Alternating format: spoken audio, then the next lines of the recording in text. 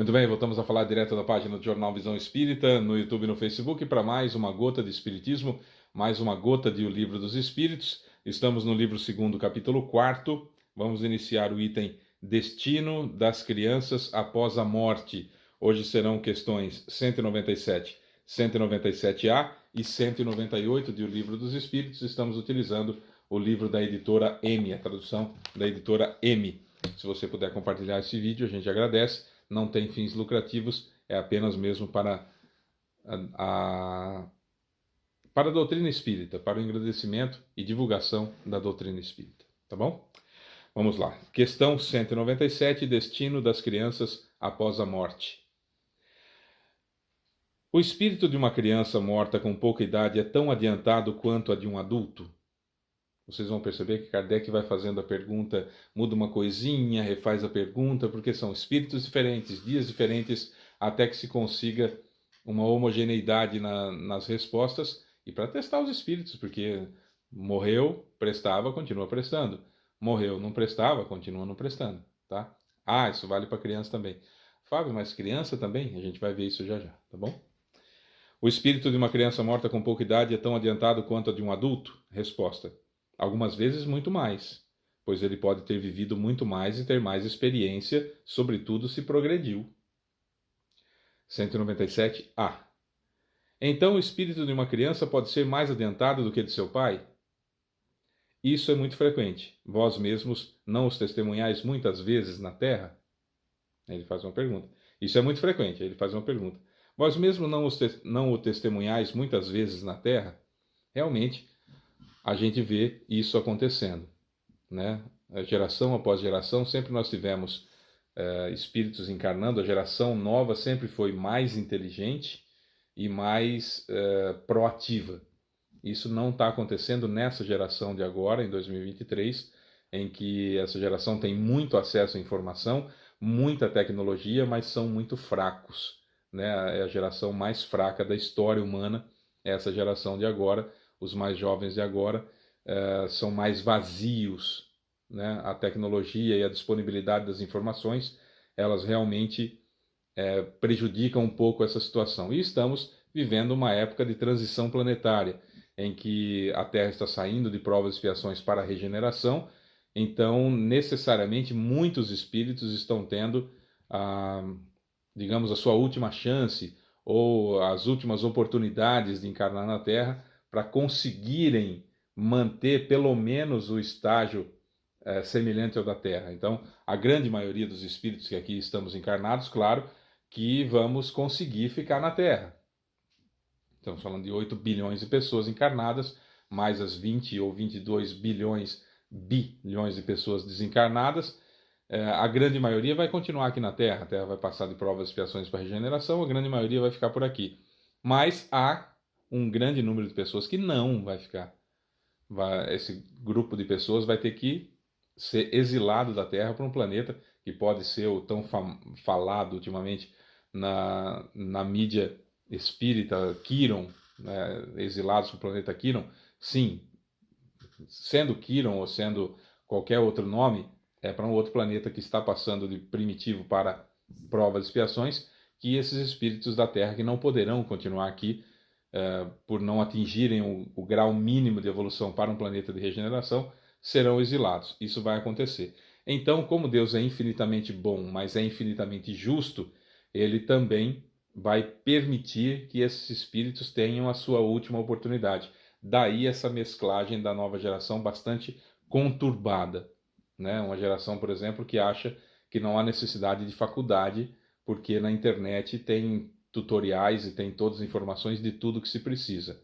Vi até uma colocação do professor historiador Leandro Carnal, que ele pergunta para uma pessoa que fez esse comentário com ele, se ela tivesse uma crise aguda do miocárdio, um problema no coração, ela gostaria de ser operada por quem fez faculdade de medicina, com residência, 2 anos de residência e especialização em cardiologia, ou algum rapaz, algum jovem, alguém dessa nova geração, que assistiu vários tutoriais na internet de como abrir o peito, de como fazer uma cirurgia, porque tem disponível esse material todo na internet.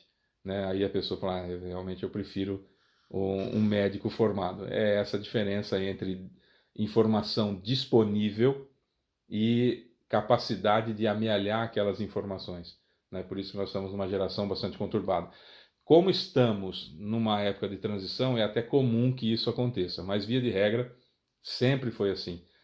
Os espíritos mais novos, a geração, todos, Fábio, não. A geração mais nova sempre foi mais inteligente do que a de seus pais. Isso via de regra, não é todo mundo, mas via de regra sempre aconteceu, sempre foi assim. Nessa época conturbada do planeta é que não está acontecendo. E também não é em toda a região também, né?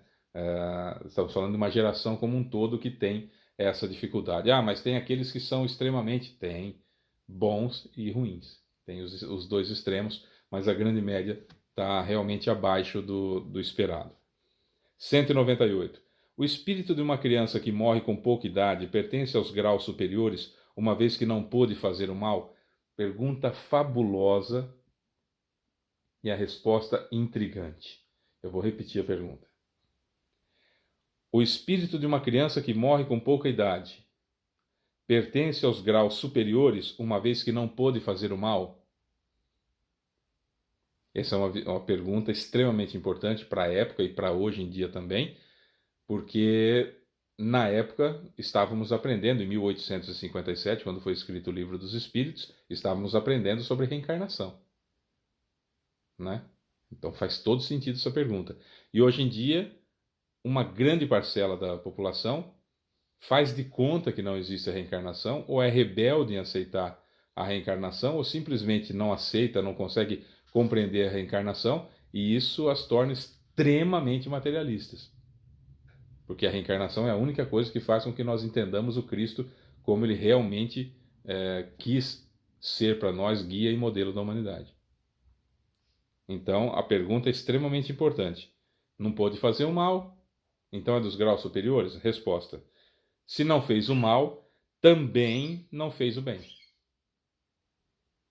E Deus não o liberaria das provações pelas quais deve passar. Se é puro, não é pelo fato de ser criança, mas porque era mais evoluído. Ah, tá. Então não é porque morreu em tenra idade que é anjinho e vai para o céu, que é o que a gente aprende. Certa oportunidade, inclusive, eu conversava com uma pessoa de uma religião pentecostal, e eu bastante jovem, recém-ingressado no Espiritismo, eu conversando com ela, e ela me disse assim, não, mas a criança, a Amanda era bebê, pra você ter uma ideia, faz muitos anos, faz mais de 20 anos, e, e ela disse, não, mas um bebê é um anjinho, um bebê se morrer vai para o céu. Eu falei, tem certeza? E ela, claro. Eu falei, não, olha, eu preciso que a senhora me dê uma certeza absoluta. Certeza absoluta, filho. Tô te falando. Morreu, vai pro céu. Eu falei, se a Amanda morrer hoje, a Amanda era bebê. Se a Amanda morrer hoje, ela vai pro céu. A senhora tem certeza disso? Certeza absoluta. Eu posso confiar na palavra da senhora? Pode confiar na minha palavra. É exatamente isso. Eu falei, então a senhora me dá licença que eu vou ali matar a Amanda, já vem. E ela regalou os olhos assim, olhou para mim e falou, você é louco? Por quê? Eu falei, olha, eu prefiro eu ir para a cadeia e passar comer o pão que o diabo amassou e ir para o inferno, mas eu garanto o céu para minha filha, porque se ela crescer, ela pode cometer algum equívoco, pode cometer algum erro, não é? E aí o céu para ela não está garantido. Então eu mato ela aqui. Claro que eu não ia fazer isso, era apenas um debate de ideias que eu estava tendo com ela. Eu falei, eu mato ela agora, ela vai para o céu, eu garanto o céu para ela, e comigo não tem problema, eu vou para o inferno. Ela, não, mas você vai para o inferno mesmo. Eu falei, não tem problema, o importante é a menina estar no céu. Não, mas não é assim que funciona. Eu falei, não, peraí, a senhora me disse que criança, quando morre, vai para o céu. Então eu vou garantir o céu para minha filha e aconteça o que for comigo. O importante é ela estar no céu. Pensa, eternamente, eternamente, eternamente, eterno, acabou. Nunca mais na vida sofrimento. Céu para ela. Não vai ter uma bronquite, não vai ter um vírus, não tinha Covid na época, mas não vai ter uma Covid, não vai ter preocupações, não vai cometer erros. É bebê, eu garanto ela agora. E ela parou. E eu me lembro dela olhando para minha cara assim, sem saber o que dizer. Fé não raciocinada. Claro que depois eu falei, tô brincando, amenizei o assunto e tudo mais, mas era importante para nós analisarmos até onde vai a fé cega, não raciocinada. O Espiritismo tem um lema que está no Evangelho que é muito bacana, que normalmente fica na capa do Evangelho. Fé inabalável só é aquela que pode encarar a razão face a face em todas as épocas da humanidade. Fé inabalável só é aquela que pode encarar a razão face a face em todas as épocas da humanidade.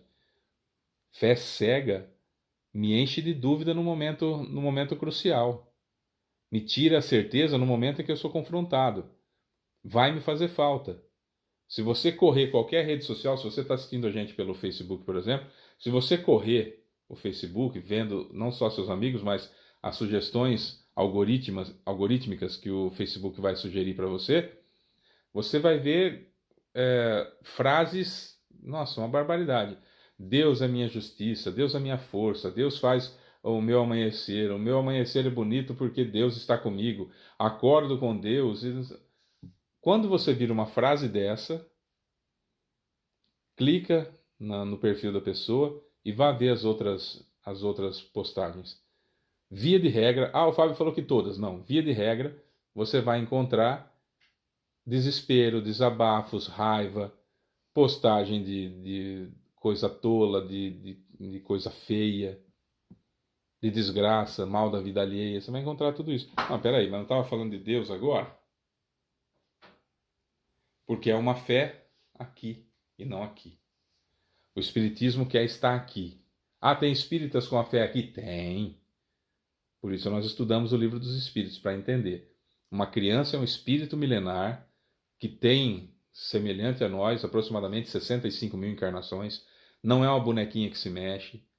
Não é um brinquedo para eu utilizar. É o que há de mais sublime da criação.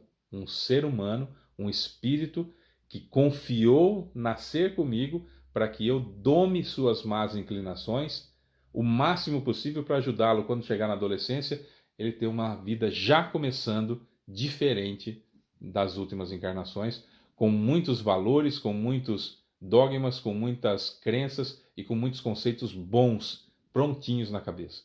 É para isso que a gente nasce, é para isso o período de infância, e é esse o compromisso que nós assumimos com aquele espírito que vai nascer conosco. Se desencarnou em tenra idade, como criança, é porque precisava daquele período só, e nós, por um amor absoluto, pais, cedemos a dor no nosso coração para que a pessoa cumprisse o restante, ou, no caso de expiação e provação, então fomos provavelmente cúmplices, ou até aqueles que induziram aquele espírito que hoje é nosso filho ao erro. E agora estamos colhendo até mais do que eles pela dor do coração dilacerado. Seria mais ou menos isso para a gente entender. Amanhã nós vamos continuar esse assunto, destino das crianças após a morte, e eu tenho certeza que essa explicação do Kardec vai ser muito boa para todos nós. Mas isso fica para amanhã. Eu sou o Fábio Pereira, um beijo para você que fica. Tchau.